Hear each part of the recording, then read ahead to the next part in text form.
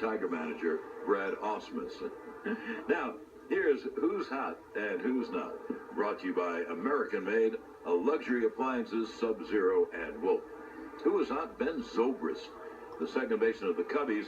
In his last 12 games, Zobrist has 5 homers, including home runs in 3 straight games.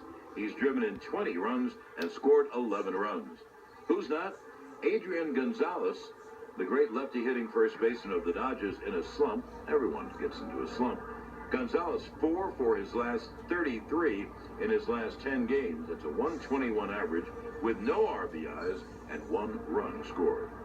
Now, still to come, we'll have this date in Yankees history, along with Susan Waldman in the leadoff spot. You're listening to New York Yankees baseball on WICC 600. There's nothing like getting away to a tropical resort and relaxing. Why, just this morning, I went to a sunrise meditation, did a water aerobics class, splash, boot camp on the beach, dropping a B5, jogged on the iguana trail very quickly, got a deep tissue and trigger point massage, ow!